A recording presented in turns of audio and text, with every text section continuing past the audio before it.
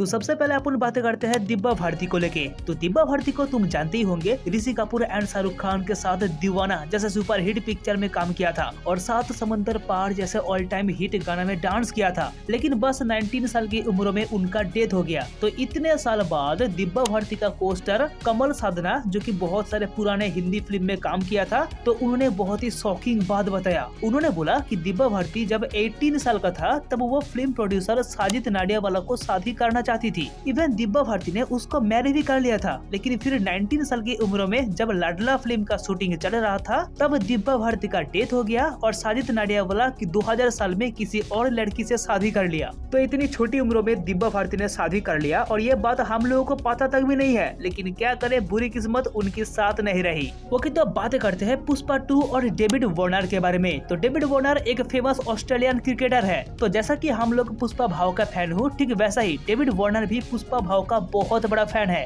उन्होंने पुष्पा फिल्म का गाना में डांस भी किया था। तो क्या अब पुष्पा 2 में डेविड वार्नर कैमियो करेगा? देखो भाई, कैमियो करेगा कि नहीं इस बात का कॉन्फर्म मैं नहीं दे सकता, लेकिन डेविड वार्नर ने अल्लू अर्जुन का पुष्पा 2 का ये वाला पोस्टर अपने इंस्टाग्राम पर शेयर भी किया था। तो इस चीज को देखते हुए लोगों ने यही कहने लगा कि शायद पुष्पा 2 में डेविड वार्नर कैमियो कर सकता है। लेकिन मैं एक बात से बहुत खुश हूँ कि पुष्पा भाव का फैन अब इंटरनेशनल हो चुका है। तो पुष्पा 2 को नॉर्थ इंडिया में बिग लेवल पर रिलीज करने के लिए अनिल थड्डा ने इतना पैसा दिया जितना अभी तक किसी इंडियन फिल्म के लिए नहीं खर्च किया होगा। तो रवीना टंडन के पति अनिल थड्डा ने और उनका प्रोडक्शन कंपनी का नाम है AA फिल्म्स, जिसको इंडिया का सबसे बड़ा फिल्म डिस्ट्रीब्यूटर कंपनी के रूप से माना जाता है।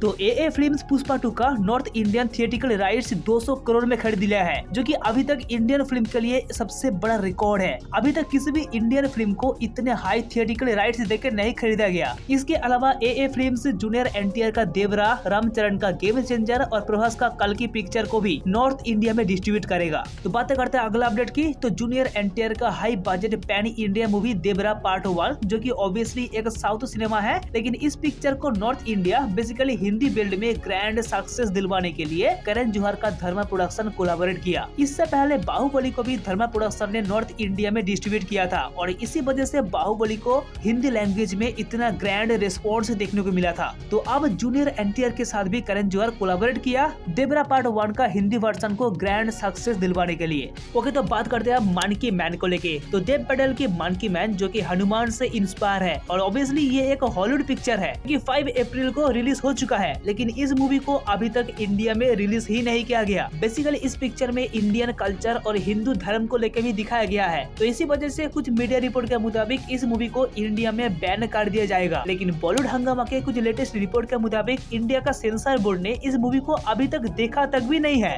तो सेंसर बोर्ड ने जब इस पिक्चर को देख लेगा उसके बाद डिसाइड करेगा कि इस मूवी को इंडिया में रिलीज किया जाएगा कि नहीं। और बात करें देव पटेल के बारे में, तो वो बहुत ही अच्छा एक्टर है, जो कि इससे पहले स्लूम डॉग मिलियनियर जैसे ब्लॉकबस्टर पिक्चर में एक्टिंग किया था।